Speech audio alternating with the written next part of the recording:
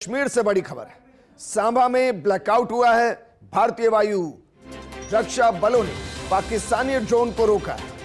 लाल धारियां दिखी और विस्फोटों की आवाज सुनाई गई। एएनआई से खबर आई है। एएनआई के हवाले से यह खबर है और देखिए ये एक अलग तरीके की तस्वीर है, इसलिए क्योंकि पाकिस्तान मान जाएगा इसकी स्थिति कम है, लेकिन फिर भी भारत ने संयम दिखाया है और भारत ने स्पष्ट संदेश दिया है।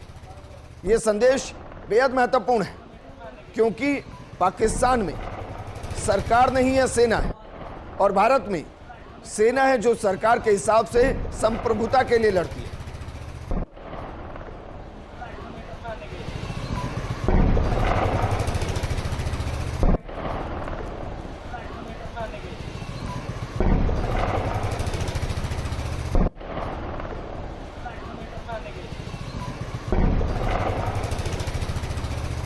देखिए जम्मू कश्मीर से तस्वीरें हैं। ब्लैकआउट और भारतीय वायु रक्षा बलों ने पाकिस्तानी ड्रोन को रोका है। लाल धारियां दिखी और विस्फोटों की आवाजें सुनाई देने लगी। इस वक्त की बड़ी अपडेट, पाकिस्तान नहीं मान रहा है, या कह सकते हैं कि मुल्ला मुनीर नहीं मान रहा है। शायद मुल्ला मुनीर को चाइना ने अपने कंट्रोल में ले लिया और इसीलिए एक बार फिर से भारत के उकसावे की कोशिश हो रही है। हालांकि भारत हर एक जवाब के लिए तैयार है और यहां भी बाकायदा ड्रोन को अटैक किया गया है। अब जरा सोचिए, डीजीएमओ की कुछ वक्त पहले बातचीत हुई। उस बातचीत में बाकायदा ये कहा गया कि हम सीज़फायर को पूर्णतः मानेंगे, लेकिन शायद प्रधानमंत्री मोदी के भाषण से पाकिस्तान को मिर्ची लगी, पाकिस्तान के मुनीर को मिर्ची लगी, और इसलिए एक बार फिर से सरहदों के साथ पाकिस्तान हदों को पार करता हुआ, लेकिन वो भूल रहा है कि सरहद पार करने के बाद अगर भारत ने अपनी हद को पार किया तो पाकिस्तान जद से मिट जाएगा। और ये दरअसल उकसावे की रणनीति है। इसको आप जियोपॉलिटिक्स के साथ समझेंगे तो शायद चाइना खुद को ठगा सा महसूस कर रहा है, क्योंकि चाइना की थू-थू वर्ल्ड बिरादरी के अंदर हो रही है। चाइना का HQ-9 जो कि पाकिस्तान का एयर डिफेंस सिस्टम था, उसको भारत ने बर्बाद कर दिया। इसके अलावा JF-17 जो कि चाइना के साथ मिलकर पाकिस्तान ने बनाया, उसको बर्बाद कर दिया गया। इसके अलावा चाइना का एक और फाइटर जेट, उसको भी भारत ने बर्बाद कर दिया और इससे चाइना को इंटरनेशनली थू-थू सहनी पड़ी है। और शायद जिस तरीके से अमेरिका इस पूरे सिनेरियो में आया, शायद चाइना को लगा कि एशिया के अंदर भारत से ऊपर चाइना खुद को सोचता है, जबकि भारत ने अपने कद को बहुत ऊपर कर लिया है। हमारे साथ रक्षा विशेषज्ञ कर्नल देवानंद जी जुड़ गए। देवानंद जी, लगता है प्रधानमंत्री मोदी के भाषण से पाकिस्तान को बड़ी मिर्ची लगी है, और पाकिस्तान छोड़िए, शायद मुल्ला मुनीर को बड़ी मिर्ची लगी है, चाइना को बड़ी मिर्ची लगी है, और इसलिए एक बार फिर से उकसावे की कार्रवाई की गई है। तो बिल्कुल विजेंद्र जी, मैं आपकी बात से सहमत हूं, और जिस प्रकार से प्रधानमंत्री महोदय ने आकर के अभी पूरे देश को संबोधित किया है, मैं मानता हूं उसके बाद देशवासियों को किसी प्रकार की चिंता, कोई गलत फहमी रहने की गुंजाइश नहीं बची, और हम सब लोग क्लियर हैं दिमाग में कि भारत सरकार क्या करने जा रही है, क्या कर रही है। अब रही बात जो आपने बताया कि उनके उद्बोधन के बाद जिस प्रकार से आपका अंदाजा बिल्कुल सही है, चीन, मुल्ला मुनीर, उनकी सेना, और मैं तो ये कहूंगा कि बहुत सारे ऐसे लोग हैं जो जो जो उनके विचारों से समर्थन रखते हैं, जो डिबेट में मैं सुन रहा था कई जगह, जो इस उद्बोधन के बाद भी बेतुकी बातें कर रहे हैं देश में।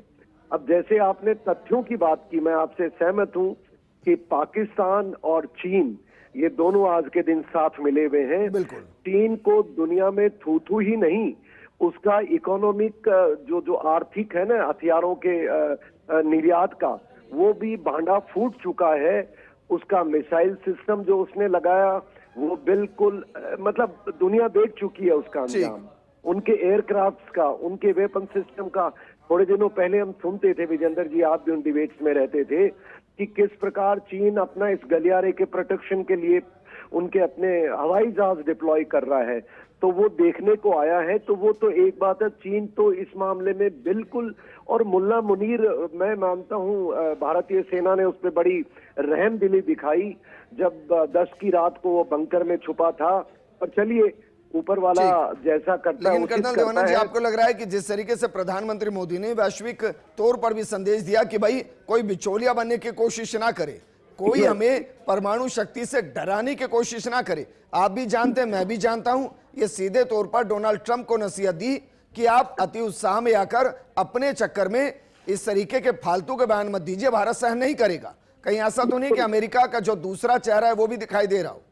जी जी बिल्कुल, मैं वो उसी पर आने वाला था विजेंद्र जी। आपका विश्लेषण के साथ साथ मैं आपको भी बधाई देना चाहूंगा, इस युवा अवस्था में आप किस तरह इन चीजों को ढूंढ लेते हैं।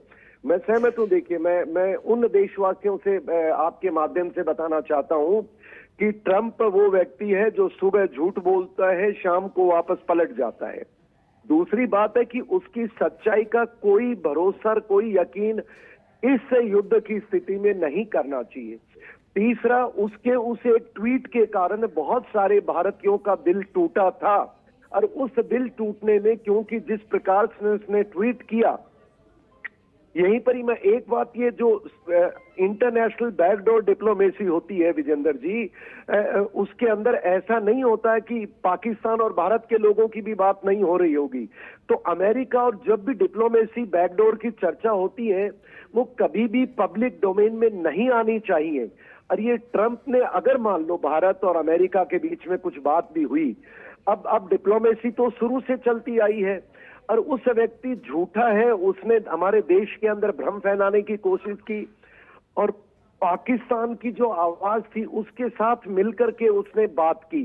पहली बात तो यह है। दूसरी बात क्या है कि अमेरिका का चाल और चरित्र हमारे लिए उचित नहीं हो सकता।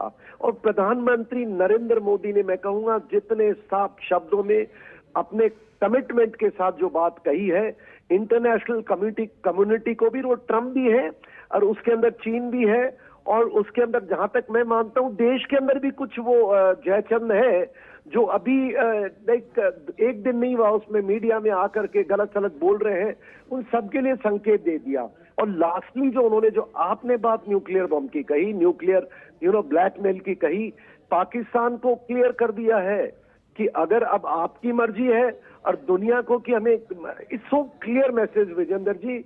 और मैं मानता हूं इसके बाद जो भी अब होगा, पाकिस्तान जिम्मेवार है, और भारत में एक, चलिए जो भी कारण रहा हो, ये सीज फायर किस तरह आया, क्यों आया, क्या परिस्थिति रही, वो समय में पता लगे या ना लगे, पर प्रधानमंत्री मोदी ने अभी ये बात कह करके सब चीजों पे पूर्ण विराम लगा दिया है, और अपनी क्लैरिटी, और उसके अलावा भारत के तीनों सेना चीफ ने, मिलिट्री ऑफिसर्स ने आकर के जब ये क्लियर कर दिया कैसे ऑपरेशन हुआ, क्या हुआ, कि हमने किन को टारगेट किया, तो मैं मानता हूं विजेंद्र जी अब भारत को इसके साथ और सतर्क रहने की जरूरत है। अब दुश्मन फिर वार करेगा, और यकीनन मैं मानता हूं शायद अगर उसने गलती करेगा जरूर, पाकिस्तान नहीं मानने वाला।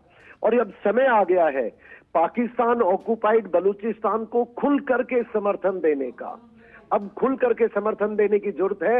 अगर चीन पाकिस्तान की मदद कर रहा है तो पाकिस्तान ऑक्युपाइड बलूचिस्तान हमारी मदद करे या हम उनकी करें, कोई गुनाह नहीं होना चाहिए, ऐसा मैं मानता हूं विजेंद्र जी। एक और सवाल सर, क्योंकि जो किराना हिल्स है उसको लेकर बहुत ज्यादा इस वक्त कॉन्स्पिरेसी थ्योरी या कहीं की एक असम्पशन चल रहा है। हालांकि उसको लेकर कई तरीके की गूगल अर्थ मैप है, सैटेलाइट इमेज हैं, जिसमें बताया जा रहा है कि भाई जो किराना हिल्स है वो टेक्टोनिक प्लेट्स के एरिया में नहीं आती, कि भाई वहां पर अगर भूकंप आ रहा है तो टेक्टोनिक प्लेट्स की मूवमेंट की वजह से आ रहा है। उसके बावजूद जब से भारत ने एक तरीके से रिएक्ट किया, और रिएक्ट करने के बाद उनके वायुसेना के ठिकानों को अटैक किया, उसके बाद ये किराना हिल्स लगातार सुर्खियों में आई, और वहां पर बीते 4-5 दिन से लगातार रुक रुक कर भूकंप के झटके भी आ रहे हैं। तो भारत ने ये तो बता ही दिया कि भाई भारत की जद में सब कुछ है, पाकिस्तान है, पाकिस्तान के एयरफील्ड है, पाकिस्तान के एयर बेस है, पाकिस्तान के यहां तक कि परमाणु वेपन जहां रखे जाते हैं वो हिस्सा भी है। जी विजेंद्र जी, मैं जो ये परमाणु और वो भूकंप के झटके की कहानी है, हम सबको पता है किस प्रकार से डिफरेंट नैरेटिव चल रहे हैं। जो भारत विरोधी हैं वो पाकिस्तान के समर्थक के चला रहे हैं, जो भारत के अंदर भारत के विरोधी हैं वो क्लिंटन की थ्योरी चला रहे हैं। बट मुझे लगता है जो भी थ्योरी हो, जो भी हो, पहली बात तो ये है कि भारत ने अगर उनके टारगेट को उनके उन ठिकानों को टारगेट किया है तो मैं कहता हूं कोई गलत नहीं किया है। जब बार बार वो धमकी देता है तो इससे पहले वो असेंबल करे, उनको डिस्ट्रॉय करना हमारा मिलिट्री राइट है, हमारे खुद के अधिकार क्षेत्र में, हमारे खुद के अधिकार क्षेत्र में आता है।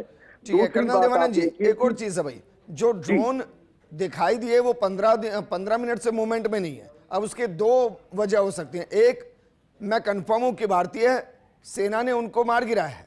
दूसरा, क्या यह भी हो सकता है क्योंकि पाकिस्तान इस वक्त कांपा हुआ है, उसको खूब पता है कि भारत महाशक्तिशाली है। कहीं ऐसा तो नहीं कि वो बेचारा पाकिस्तान इसलिए ड्रोन इधर की तरफ रख रहा है कि उनको लगे कि एटलीस्ट जानकारी मिले कि ऐसा तो नहीं कि भारतीय सेना की मूवमेंट हो रही हो, वो प्रोटेक्शन के तौर पर ऐसा कर रहा हो?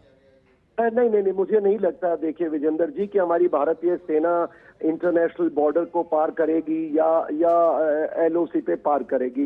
देखिए मेरा आकलन ये है कि ऐसा लग तो नहीं रहा है, बाकी अब देखिए समय ही बताएगा। पर जो ड्रोन्स की कहानी है, मैं कल सुन रहा था कुछ विद्वान हमारे ये बता रहे थे कि भाई हमारे खुद के ड्रोन भी हम रात को लगाते हैं। हो सकता है उनको ज्ञान ज्यादा हो, सर्वेलेंस ड्रोन रात को ऑपरेट करते हो, पर जो ये इस तरह के ड्रोन दिख रहे हैं, मैं ये मान के चलता हूं ज्यादातर ये जरूर पाकिस्तानी हो सकते हैं। मेरा मूल्यांकन यही है कि हमें सचेत रहने की जरूरत है। अब सर आप हमारे साथ बने रहिए। एक और इनको को दे रहे हैं कि चिड़ावा में रात 9:20 पर सायरन बजा है और उसके बाद ब्लैकआउट किया गया। 9:20 पर अचानक ब्लैकआउट किया गया है। सूरजगढ़, पिलानी, सुल्ताना और सिंघाना में ब्लैकआउट किया गया है। ये मैं आपसे समझना चाहूंगा सर, इसके बारे में जरा बताइए। जो इलाके में बता रहा हूं आपको, सूरजगढ़, पिलानी, सुल्ताना, सिंघाना। बिल्कुल ये इलाका अपने राजस्थान क्षेत्र का पड़ता है, वेस्टर्न क्षेत्र में है, जैसा हम सबको पता है जी। और देखिए जो अभी मैं इस ब्लैकआउट और इस ड्रिल का और सायरन का, देखिए जैसे मैं पहले बताया कि सायरन तभी बजता है जब हमारे उस तरफ एनिमी के कोई मिसाइल या कोई टारगेट्स उस इलाके में आने वाले हो, तो हमारी सुरक्षा एजेंसीज हमारे एडमिनिस्ट्रेशन को बताती है कि कुछ ऐसे खतरे हैं तो वहां पर सतर्क रहा जाए। पहली बात। नहीं, और मैं ये जानना चाह रहा हूं भाई, ड्रोन तो झुंझुनों तक नहीं आएगा ना, ड्रोन तो नहीं आएगा ना सर?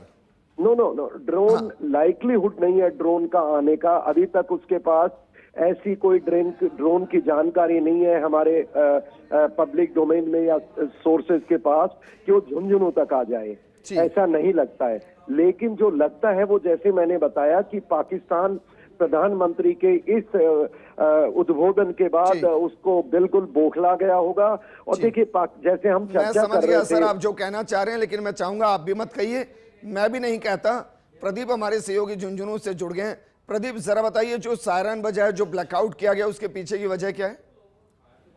मैं आपको बताता हूँ कि झुंझुनू के चिड़ावा और पिलानी क्षेत्र में के संदिग्ध ड्रोन जैसी वस्तु दिखाई दी गई है। उसके बाद बिजली विभाग के अधिकारियों को सूचित किया गया है और वहां पर जो सायरन बजाया गया है उसके बाद लाइट काटी गई है। करीब जो 9:20 पर अचानक ये लाइट कटी है और वार का सायरन भी बजा है। ऐसे में लोगों में थोड़ी दहशत की भी बताई जा रही है। लेकिन थोड़ी देर बाद में जब आसमान में संदिग्ध ड्रोन उड़ रहा था तो लोगों ने उस ड्रोन का वो फोटो वीडियो भी बनाया है। ऐसे में इस क्षेत्र में ड्रोन जैसी संदिग्ध वस्तु दिखाई गई है, लेकिन जो अधिकारिक हैं, जो प्रशासन है, वो इसकी पुष्टि नहीं कर रहा है। लेकिन लाइट काटी गई है पूरी क्षेत्र, चिड़ावा और पिलानी क्षेत्र में पूरी तरह से लाइट काटी गई है। अच्छा प्रदीप जरा बताइए, झुंझुनू के जिस इलाके के अंदर ड्रोन दिखा है, इससे सबसे नजदीक एलओसी कितने किलोमीटर दूर है?